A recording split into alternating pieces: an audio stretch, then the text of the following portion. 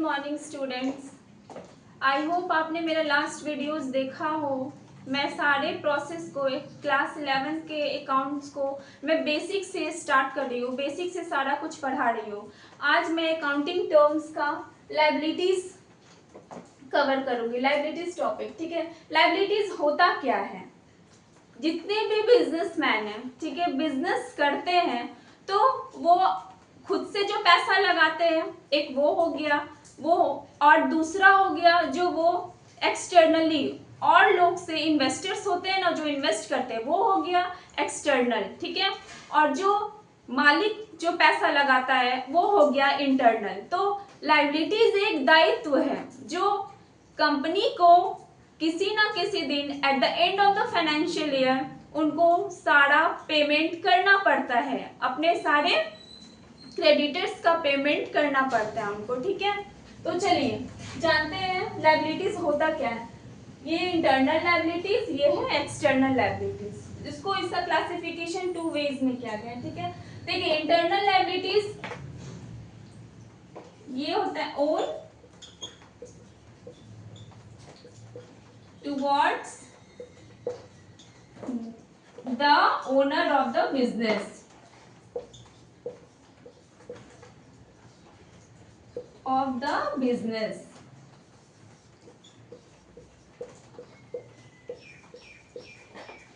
Internal liabilities जो company का होता है वो किसके प्रति होता है? Owner of the business, business के ओनर के प्रति। बिजनेस में जो भी कैपिटल लगाया गया है मालिक के द्वारा, आज ना कल उस पैसे को कंपनी को, मालिक को देना होता है। ठीक है, तो वो कंपनी के लिए एक लायबिलिटीज है। मालिक जो भी पैसा लगाता है वो एक लायबिलिटीज होता है कंपनी के लिए।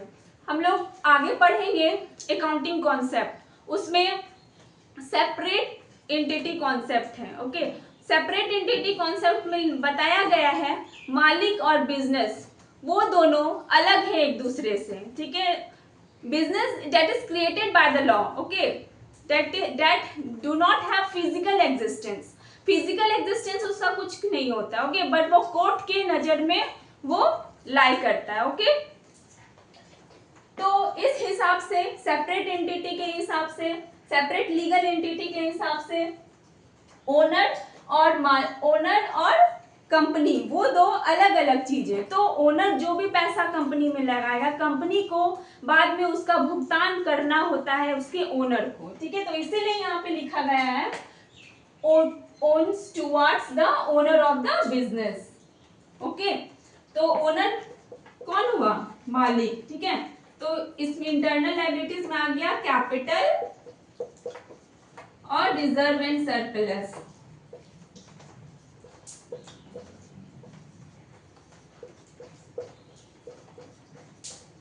जितने भी प्रॉफिट होंगे, जितने भी लॉस होंगे, वो सारा कौन बियर करेगा? कौन बियर करेगा? बिजनेस का मालिक। ओके, नाउ सी, ये तो हो गया इंटरनल लायबिलिटीज। अब देखिए एक्सटर्नल लायबिलिटीज किसको कहते हैं। एक्सटर्नल लायबिलिटीज जो बाहरी लोग जो पैसा इन्वेस्ट कर रहे हैं, वो जो भी पैसा कंपनी में आ रहा है एज अ लोन, वो सारा एक्सटर्नल लायबिलिटीज हो गया। मालिक के अलावा जो पैसा लगाएगा वो सारा एक्सटर्नल लायबिलिटीज हो जाएगा। चलिए देखते हैं। एक्सटर्नल में ये आउटसाइडर होता है। Okay, outsider. अब इसका भी क्लासिफिकेशन है, इसको नोट करिए, मैं इसको रख करती हूँ।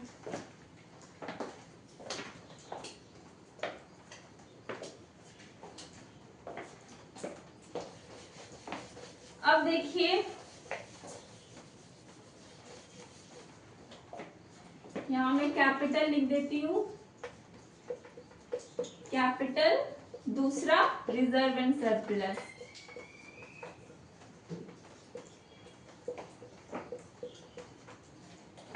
अब देखिए एक्सटर्नल लायबिलिटीज की क्लासिफिकेशन, इसमें दो आते हैं, एक करेंट लायबिलिटीज,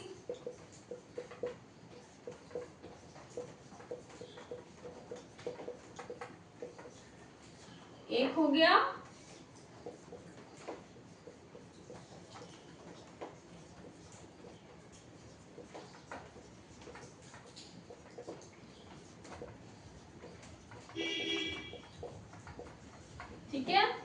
करंट लायबिलिटीज और non current liabilities. Current liabilities वो जिसका भुगतान विद इन 1 ईयर हो सके, उसको करंट लायबिलिटीज कहते हैं। ठीक है, सी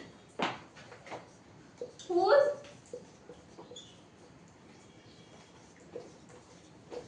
money is repayable within a year, एक साल के अंदर जिसका भुगतान हो सके उसे हम लोग करंट लायबिलिटीज कहते हैं। Okay, now see current liabilities की एग्जांपल देखिए, ऐसे समझ में नहीं आएगी। देखिए जैसे क्रेडिटर्स, बिल पेएबल,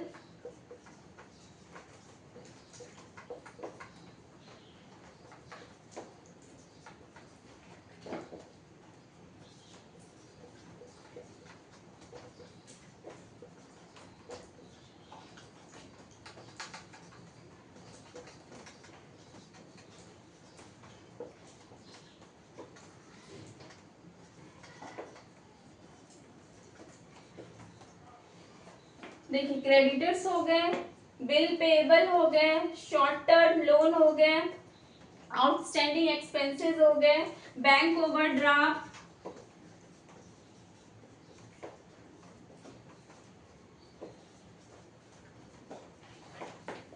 देखिए समझ में आ रही है ना writing. Creditors, bill payable, short term loans, outstanding expenses, bank overdraft. Creditors debtors के बारे में मैं आपको अलग से एक वीडियो बना के दूंगी। अभी क्रेडिटर्स मतलब समझिए जो लोग हमें पैसा दिए हैं और हमें उनका भुगतान करना है at a certain time with in 1 year. Okay, with in 1 year, ये बात याद रखिएगा, उसको हम लोग क्रेडिटर्स कहते हैं। ठीक है, ये एग्जांपल है, बिल पेएबल हो गया, शॉर्ट टर्म लोन्स हो गया, वैसे लोन जो शॉर्ट टर्म के लिए है, विद इन 1 ईयर के लिए है, आउटस्टैंडिंग एक्सपेंसेस, ऐसे एक्सपेंसेस जो हम लोग कर चुके हैं, जो कंपनी में हो चुका है लेकिन वो उसका पेमेंट अभी भी बाकी है करना और वो विद इन 1 ईयर है, आउटस्टैंडिंग एक्सपेंसेस वही हो गया, वो करंट लायबिलिटीज हो गया। बैंक ओवरड्राफ्ट, बैंक ओवरड्राफ्ट क्या हो गया, जैसे जितना मेरे अकाउंट में बैलेंस है हम उससे ज्यादा खर्च कर दिए हैं, उससे ज्यादा विड्रॉ कर लिए हैं, उससे ज्यादा पेमेंट कर लिए, तो उसको बैंक ओवरड्राफ्ट कहते हैं। ठीक है, तो ये चारों याद रखिएगा, ये करंट लायबिलिटीज है। अब नॉन करंट लायबिलिटीज क्या हो गया, which can be paid after 1 year, okay, at a certain time at the end of accounting year. See,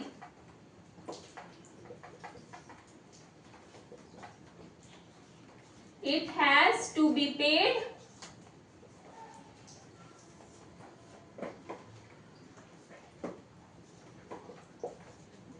after 1 year at certain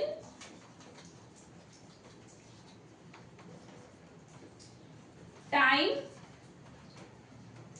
okay, at certain time at the end of accounting period, या फिर at the certain time, यहीं तक ठीक है। Okay, non current liabilities जिसको with in 1 year payment नहीं करना होता है, after 1 year, that is called non current liabilities. तो नॉन करेंट लायबिलिटीज में क्या हो गया, लॉन्ग टर्म लोन्स, ऐसे लोन्स जो हम लोग लॉन्ग टर्म्स के लिए लिए, जैसे बैंक से लोन लिए, इन्वेस्टर्स से लोन लिए हैं, वो सारे लोन जब हम लोग लेते हैं लॉन्ग टर्म के लिए, फॉर लॉन्ग टर्म पर्पस, तो उसको हम लोग long term current non current liabilities कहते हैं। ओके, तो इसका एग्जांपल देखिए, सिंपल है, डिबेंचर्स। ये मैं आपको बताऊंगी डिबेंचर्स किसे कहते हैं नेक्स्ट में। ओके, सारे जितने भी टर्म्स है सबको मैं अच्छे से डिफाइन करूंगी, अभी आप बस इसका एग्जांपल देखिए। डिबेंचर, दूसरा long term loans, long term deposit, long term loan. Okay, इतना याद रखिए। आई होप आपको समझ में आया हो लायबिलिटीज किसे कहते हैं। ये एक दायित्व है जो कंपनी को चुकाना होता है after certain time, after fixed interval, at the end of accounting period. Okay, तो अब देखिए ये बाय नेचर क्या होता है, ये बाय नेचर क्रेडिट बैलेंस होता है। मैंने एसेट्स में आपको बताया था एसेट्स बाय नेचर क्या होता है, assets by nature debit balance होता है। अब लायबिलिटीज बाय नेचर क्या होता है, liabilities by nature credit balance होता है। By nature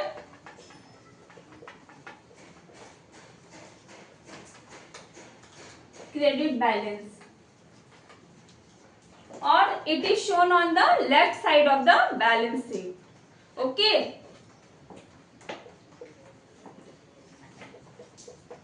it is shown on the left side